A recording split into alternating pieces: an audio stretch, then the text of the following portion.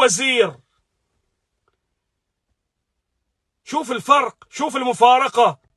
أنا الحين مو قاعد أطبل للسعودية ولا قاعد أنعت محمد بن سلمان، ولكن أنا قاعد أسوي بعض المقارنات أن كيف هذا الرجل مقدم المصالح السعودية والمصالح الوطنية والمصالح الأسرية على أي مصلحة أخرى. اليوم يقول لك أن العلاقة مع إيران هي البوابة الاقتصادية وهي القوة القادمة في المنطقة، شئنا أم أبينا، لأن أمريكا قاعد تعمل على استنزاف السعودية وعلى استنزاف الشرق الأوسط.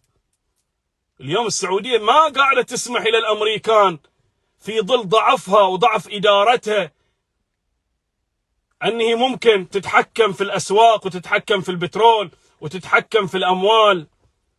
ما نقدر ناخذ أموال الفاسدين اللي سرقوا المال العام مثل ما سوى محمد بن سلمان.